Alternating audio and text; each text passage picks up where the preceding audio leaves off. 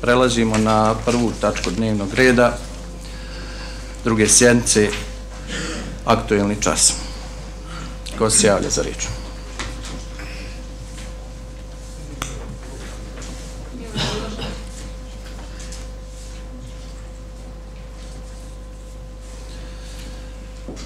Za riječ se javio odbornik Milorad Bjelošević. Dobar dan svima. Želim da pozdravim gradonačelnika, dragi kolegi. Pitanje za stambeno-komunalnu ili za inspekciju.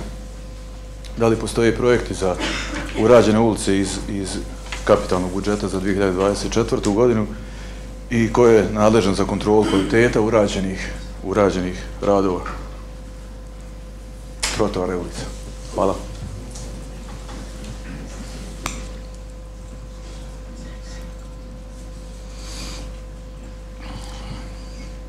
Možemo postavljati dalje pitanja, pa ćemo, ako bude, da daju odgovore. Ili možemo odmah da, kako vam odgovara.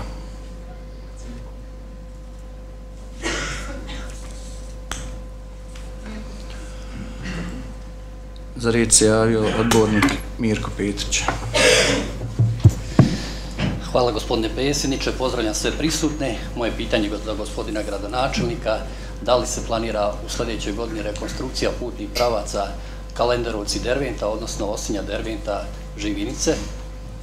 Svi znamo da je taj putni pravac dobro devastiran zbog velikog broja auta i pogotovo zbog izgradnje vodovodne mreže. Hvala lijepo.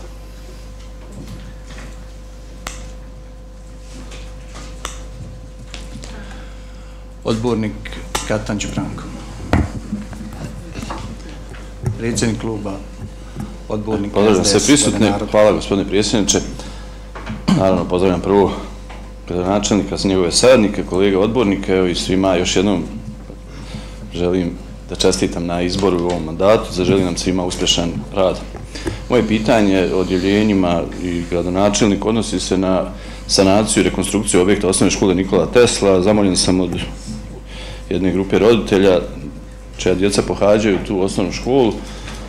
Znamo da oni već duže vrijeme jer nisu u svom objektu, da se vrši rekonstrukcija, da su smješteni dole u objektima srednjoškolskog centra, odnosno 19. aprila, pa bilo je najava da će se drugo polugodište tekuće školske godine djeca vratiti u svoj objekat, pa evo i mene i roditelje te zanima da li će se to uspjeti sa tom namjenom, sa tim rokovima ili neće. Zahvaljujem se.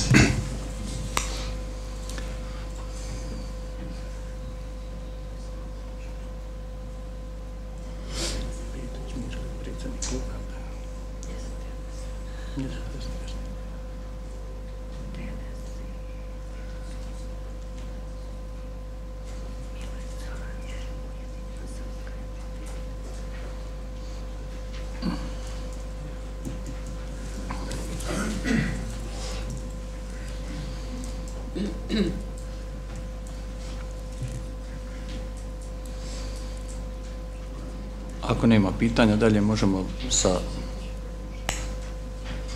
odgovorima.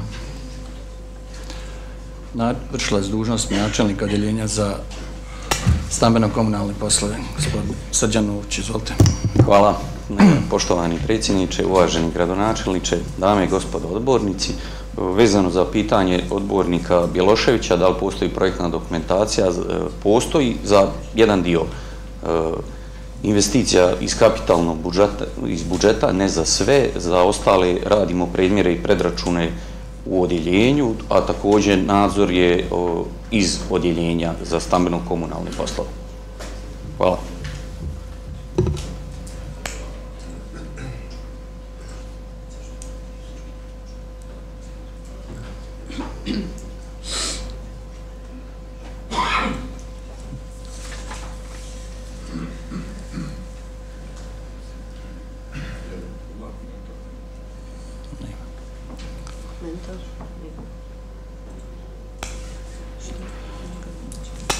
Gradonačelnik, gospodin Igor Žunć. Izvolite. Poštovanje, evo, sve da vas pozdravim, da odgovorim na ova dva pitanja. Dakle, gospodin Mirko Petić je postavio pitanje vezano za rekonstrukciju dva najvažnija putna pravca na našoj opštini. Otprilike 27 km je Kalenderovci Derventa i Derventa Osinja, onaj dio koji je u nadležnosti naše lokalne uprave. Mi smo u nekoj fazi pripremnih radova da idemo na verziju da li projekta, da li primjera predračuna, o čemu je Srđan govorio, vidjet ćemo šta je najbolje i šta je najzakonitije. Ja imam informaciju da mi možemo raditi ove rekonstrukcije i na osnovu primjera i predračuna, ali ako budemo dobili drugu informaciju, onda ćemo ići u projektovanje tih rekonstrukcija. Ja lično mislim da nije potrebno, ali to ćemo saznati. Mi smo definisali neke projektne zadatke, u narednom periodu ćemo doći otprilike da li na jedan ili na drugi način do okvirne cifre koja treba da bude.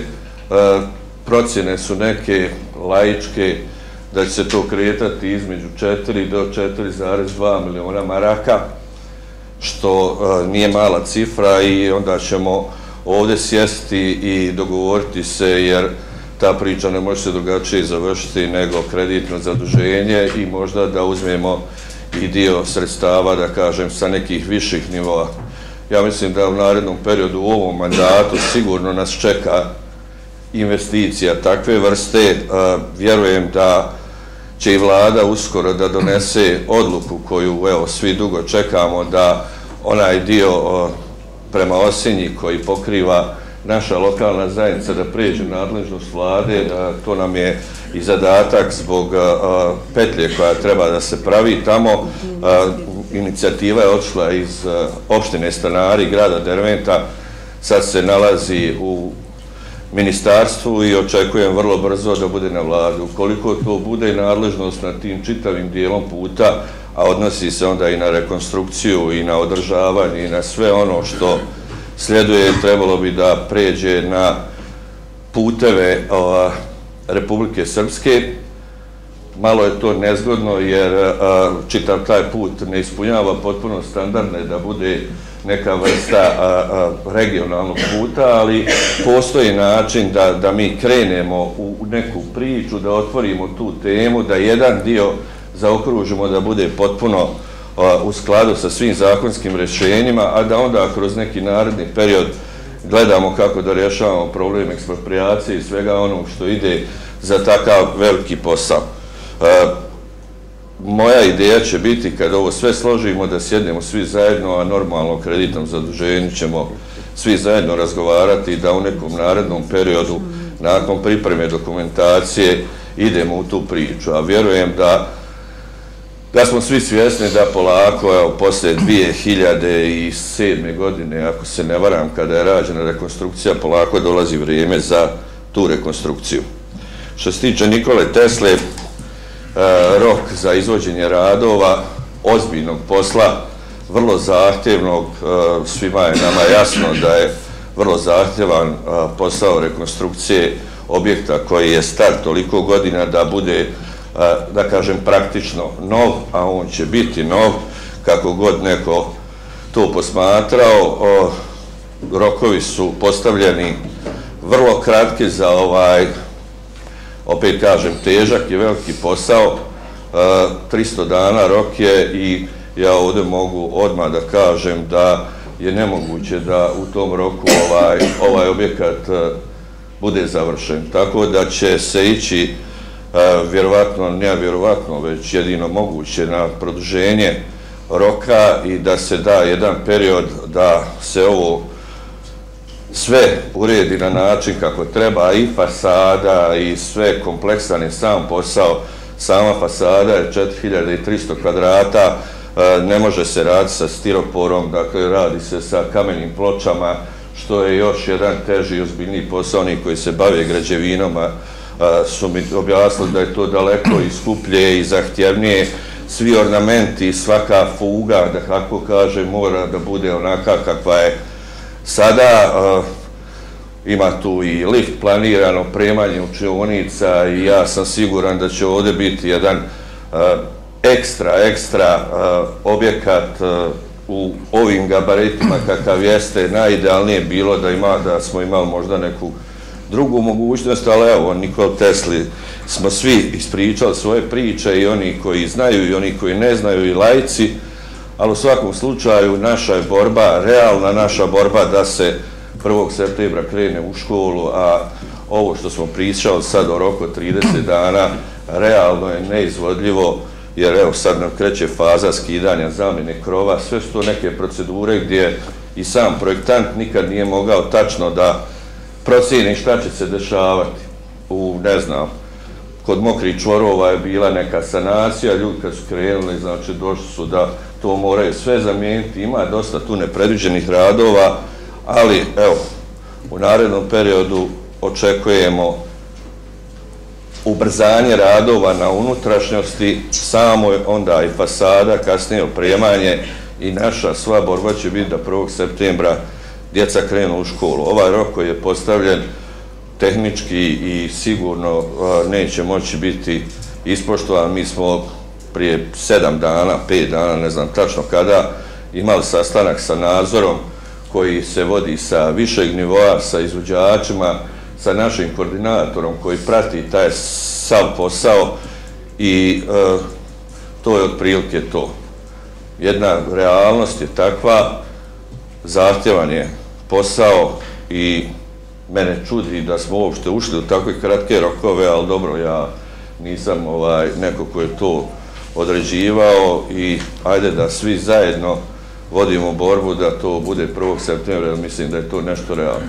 300 dana ovih i taj neki period januara, februara, kada je to trebalo biti završeno po ugovoru, realno neće moći biti ispoštovano, ali to nije ništa čudo kad se rade ovakvi objekti. Pričao sam sa ljudima koji se bave isključivo rekonstrukcijom ovakvih objekata, i ti rokovi su stvarno postavljeni prekratki, ali evo, moja želja, moja sva borba i u razgovoru sa ministarstvima, i u razgovoru sa vladom, i sa izvođačem i nadzorom će biti da to bude 1. septembar, da li će to biti malo ranije ili ovo, ali da 1. septembar bude, da kažem, neka naša tačka kada trebamo djecu da uvedemo u, za mene i za sve druge koji se bave tim poslovima, skoro potpuno novi objekat koji će dalje služiti stotinama godina nakon ovog. Hvala.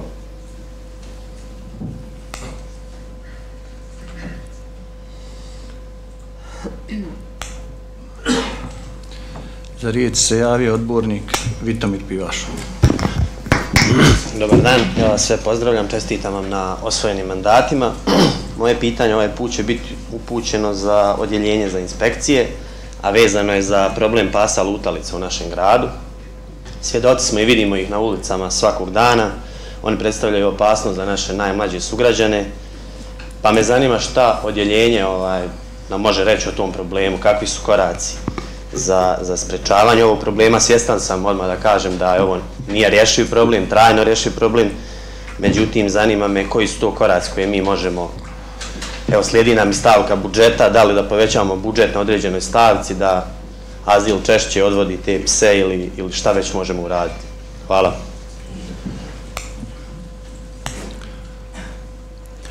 Za riječ se javio odbornik Nedeljko Stančić. Dobar dan. Prije svega, sve da vas pozdravim, da vam čestitam na svim mandatima. Također bih iskoristio priliku da čestitam Dervenskom listu njihov rođendan, da još dugo proslave. Moje pitanje se odnosi na Osinjski vodovod. Radeći svoj posao svakodnevno sam bio sa mještanima toga kraja i ljudi su meni postavljali pitanje da li znam postoje li kakva konačna projektna dokumentacija i da li će se i u buduće dešavati problemi sa vodosnabdijevanjem kao što je bilo ovog ljeta u vidu nestašice vode. Hvala.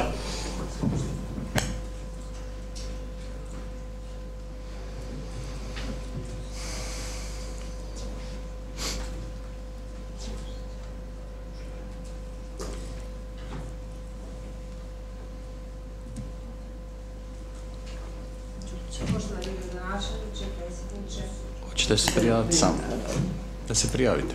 Aha, sad je uključila. Ja me uključila. Izvolite, vršite dužnost načelnika za inspekcijske poslove. Poštovani gradonačelniče, predsjednice, gospodo odbornici, mi u Derventi se intenzivno bavimo s našim problemom pasa lutalica. Unazad par godina gotovo da svaki 6 mjeseci imamo ovu tačku na radu Skupštine grada.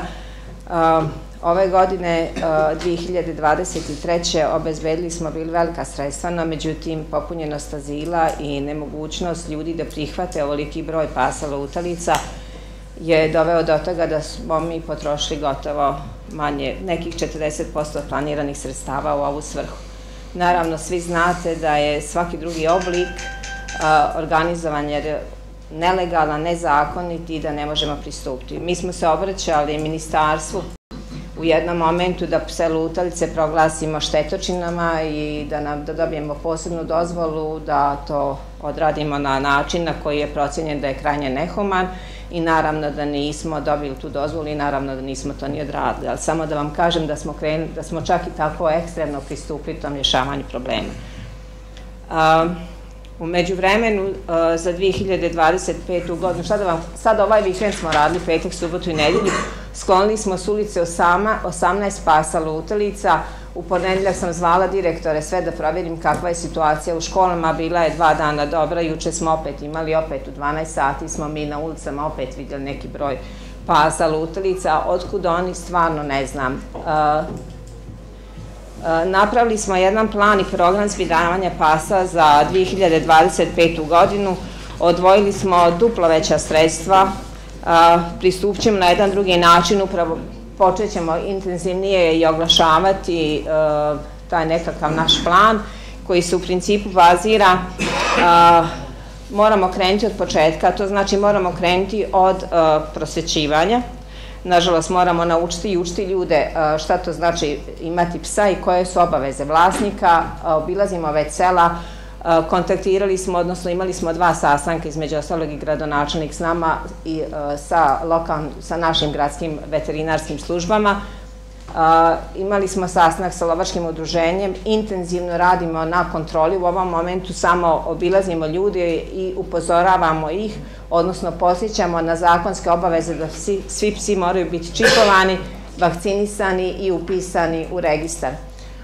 Vrlo kratko, vjerujem, poslije nove godine da će moja inspekcija krenuti sa sankcijama. Naravno, očekujemo onda vas opet na skupštini da pitate zašto sankcije, ali morat ćemo pristupiti represivnim mjerama. Znam da nisu voljene, ali jednostavno nema drugog načina. Sljedeće što ćemo uraditi, dogovorili smo sa našom veterinarskom stanicom da ćemo raditi na sterilizaciji napuštenih pasa, jer je očigledno da njihova prirodna reprodukcija dovodi do tog povećanog broja. Znači imamo s njima isto dogovor da to radimo, to su te neke stalne mjere, također moramo uvesti i kontrolu dovoženja pasa, to ćemo uraditi sa stanicom policije Derventa. Uz njihovu pomoć kontrolisat ćemo određenim danima ulazak u Derventu, jer je činjenica da ovaj broj nečipovanih pasa ukazuje da ih neko dovozi u Dervent.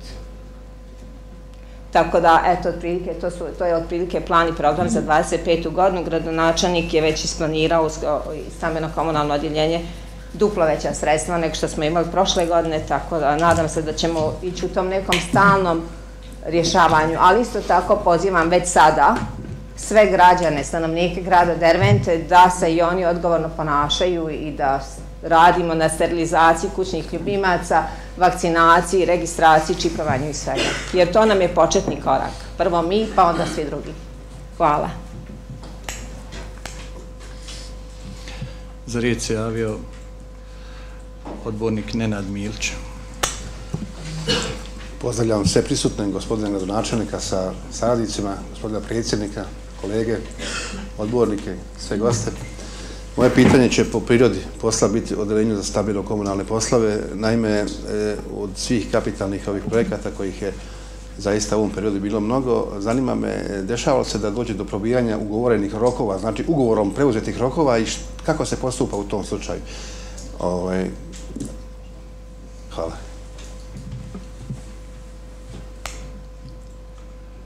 Za riječ se javio odbornik Dejan Pjeranović. Hvala predsjedniče, pozdravljam sve prisutne. Moje pitanje se odnosi na izgradnju kanalizacione mreže na Drvenskom lugu. Da li je u planu izrada projektne dokumentacije i da li u nekom budućem vremenu možemo očekivati izgradnju te kanalizacione mreže? Hvala.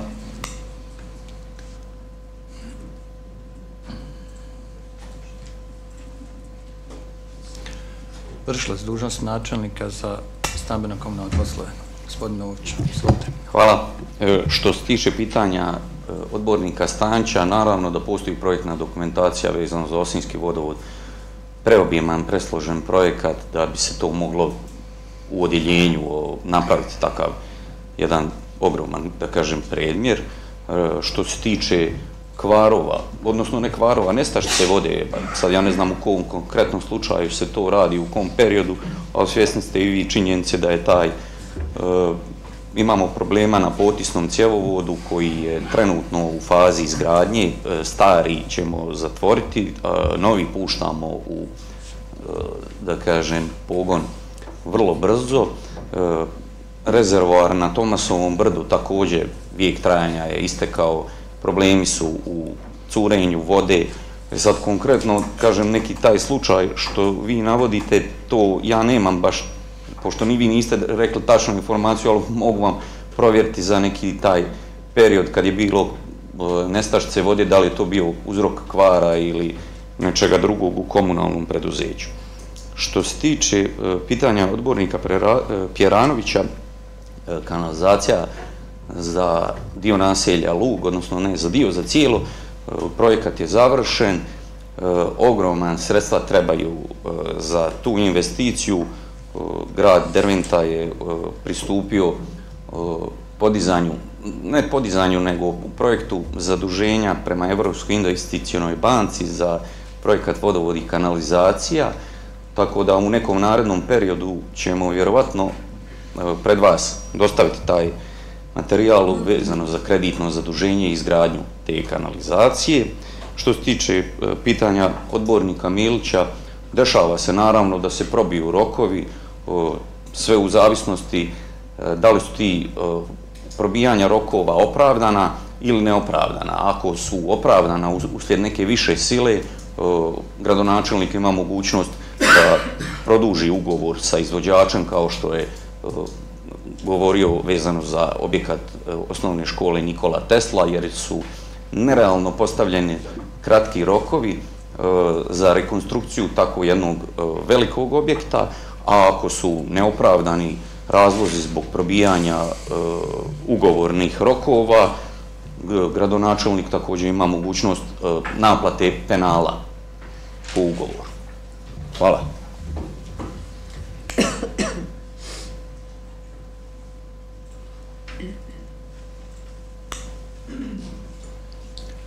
Gospodin Branko Katanić, predsjednik kluba odbornika SDS-a, komentar. Komentar samo kratak, evo razumio sam ja odgovor, evo i nekako se ovo pitanje nadovezalo na gospodina Stančića i odgovor nadležnog načelnika stambeno-komunalnog.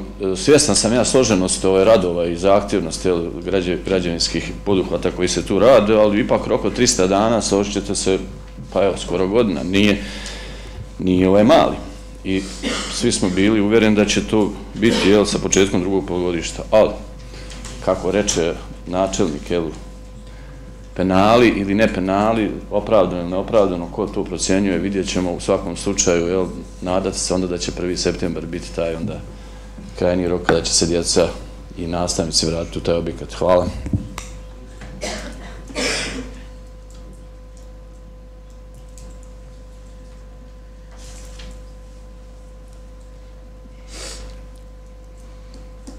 Ima li još pitanja, komentara na postavljeno pitanje? Odbornik Nedeljko Stančić, komentar na pitanje. Ja sam komentar na odgovor načelnika odjeljenja. Prije svega, tokom ljetnih vrućina, svi građani Dervente su se susreli sa restrikcijama vode. Mene samo interesuje razlog zbog koga je došlo do toga. i Lužan, i Poezna, i Osinja, i Ceran, i Velika Sočan sa Bijelom i tako dalje. Eto, hvala.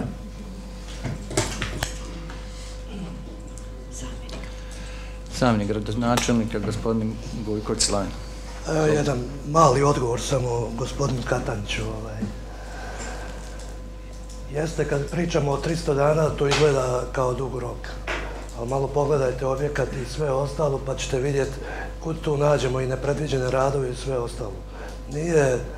Nije to tako dug rok. Kada govorimo prvo, ovo je objekat pod zaštitom. To podrazumijeva da se tu radi malo na drugačiji način. Ne ide to baš tek tako kao što ide obična građevina, da kažemo, iz početka od temelja pa do kraja. Ovdje govorimo o nekim drugim radovima, o svemu se vodi računa i na kraju svima nama treba da je stalo da to bude siguran objekat i da bude dobar objekat. I da djeca budu na sigurnom. I to je razlog o kome najviše moramo voditi računa.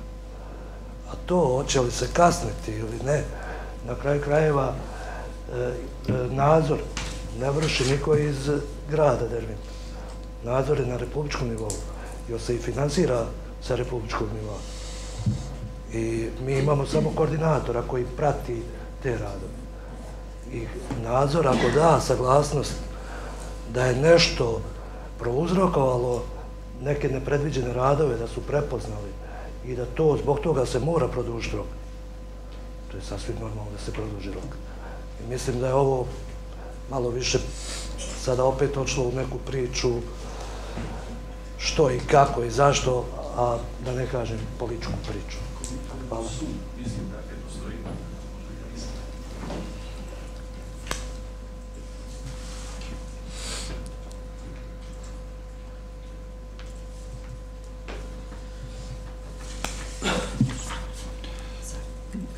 Gradonačelnik se javio za riječ, gospodin Žunić, izvolite.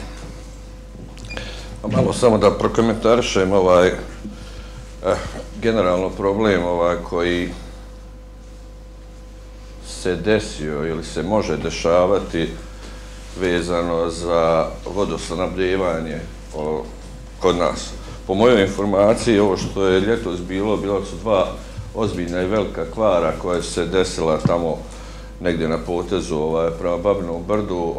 Moralo se preusmjeriti, da kažem, vodosnabdijevanje, zatvoriti neki rezervar koji nisu bili u mogućnosti da se pune i zato je taj jedan period bilo tako. Kasnije su kvarovi kao kvarovi, se desio jedan ozbiljan kvar dole u kineskoj četvrti gdje se gubilo, ne znam sad koja litraža u sekundi i to je sanirano, ali to je isto bilo jedan period kada su ljudi morali jednostavno da i zatvore taj dio vodovodne mreže, da onda preusmjere na te rezerve. Pazite, ja možda laički pričam, ali možda nam je lakše ovako da svi razumijemo. I to je pitanje, vjerovatno će se dešavati te neke stvari. Ja sam odmah na početku svog mandata insistirao, tražio da mi iz komunalca koje imaju svoje strateške dokumente i planove i projekte iznesu jedan sveobuhvatan, da kažem, papir, ajde da kažem, ne mogu ga nazvati ni projekat, ni papir, već jedan plan aktivnosti šta nama u budućnosti, a to neće biti ni samo za mog, ni za vašeg mandata, to je priča velika koja govori o 250 miliona maraka da bi, evo sad u ovom trenutku, riješili i kanalizacijonu mrežu i uređenje korita rijeke Ukrine i vodovodnu mrežu i ono sve sanirali i da bi došli do kolektora otpadnih voda. Ozbiljna, velika priča, ali je ona podijeljena po različitim projektima i aktivnosti. Evo sad da ja ne čitam, ovdje ima skoro 60-ak različitih projekata. Neki imaju riješenu projektnu dokumentaciju, neki nemaju riješenu projektnu dokumentaciju. Neku dokumentaciju ćemo odmah da krenemo da radimo, ali moramo se analitički i studiozno pripremiti za tu vrstu aktivnosti da jednom u perspektivi konačno rješavamo neke stvari. Mi smo, evo rekao je Srđan, u fazi završetka posla potisnog cjevovoda, ta vrijednost je oko 230.000 maraka, to smo ušli u taj projekat prošle godine. To će sigurno poboljšati vodosnabdijevanje tog južnog dijela. Već nam je plan da u idućoj godini definišemo i Tomasovo brdo, izgradnju novog rezervara koji će biti još jedna akumulacija da se obezbijedi za taj dio. Idemo, vidjet ćete, u kapitalnom dijelom za izgradnju i kanalizacione i vodovodne mreže.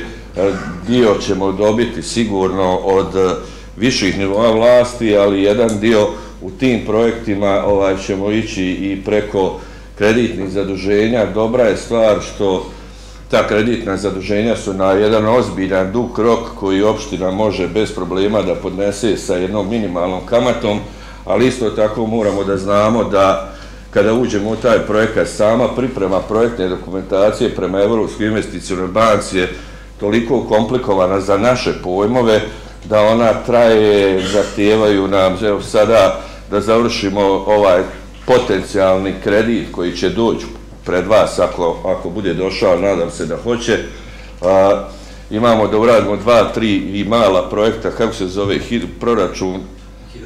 hidraulički proračun, oni jednostavno ljudi rade po tim evropskim principima i moraš imati potpuno čistu dokumentaciju da bi ljudi mogli da uđu u tu vrstu kreditiranja. Mi ćemo to ispuniti, sve te uslove, i onda ćemo u jednom trenutku, naročito kad je pitanje kanalizacije, lug, ovaj projekat smo mi završili, to je završeno što se tiče dokumentacije, ali to su ozbiljna sredstva, to ćemo morati finansirati kreditnim sredstvima. Opet kažem, taj kredit Evropske investicione banke je na 25 godina, 6 godina grace period, još 19 godina sa jednom dobrom kamatom koju mi možemo servisirati 200-300 hiljada maraka godišnje bez ikakvih problema. Biće dobro ako još se uključimo u tu vrstu projekata, jer mi možemo sa našim budžetom na godišnjem nivou izdvajati ta sredstva, a da krenemo u tu veliku i ozbiljnu izgradnju, sanaciju onog svega što planiramo. Opet kažem, ovo je akcioni plan, ovdje su ideje, pola projekata imamo spremnih, jedan dio ćemo raditi, pripremati se da imamo dokumentaciju kada nam neko dođe ili kada budemo od nekog tražili ili kada se mi ovdje budemo dogovarali da sve bude onako kako treba. Ali kažem, u ovom trenutku kada bi željeli da riješimo sve moguće probleme vodovoda, kanalizacije, oborinskih voda, rješavanje kolektora i uređenja korita rijeke Ukrine dijela, normalno, to je negdje procjena komunalca oko 250 miliona maraka u ovom trenutku. Hvala, gradonačelniče. Javlja se ko za pitanje, komentar na postavljeno pitanje, odgovor. Ako smo iscrpli.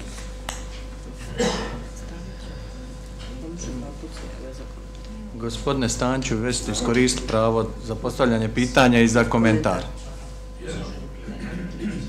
Imate, može kroz neku tačku ako je bliska pitanju. Izvolite.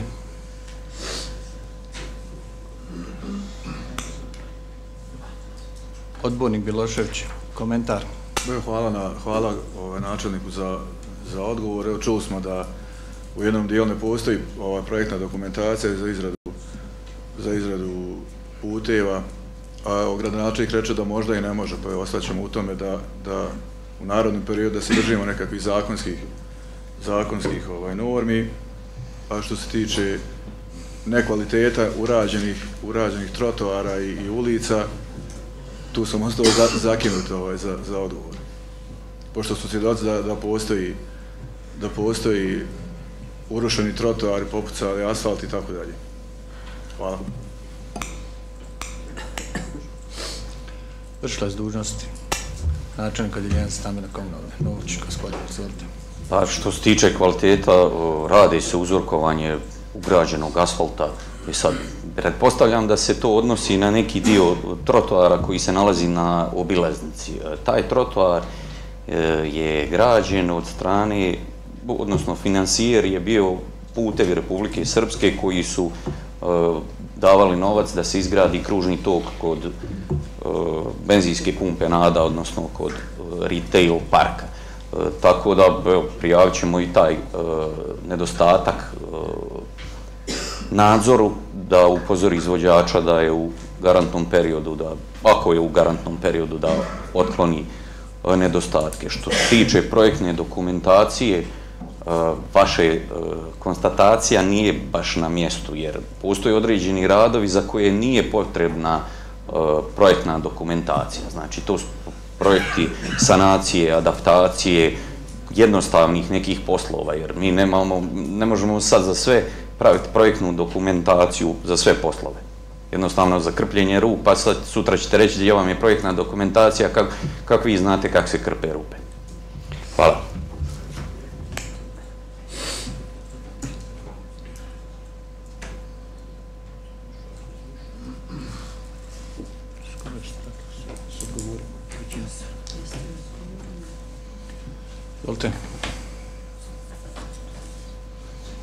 Ako nema pitanja, komentara, više ako ste saglasni da zaključimo raspravu, zaključujemo po ovoj tački dnevnog reda aktualni čas i prelazimo na drugu tačku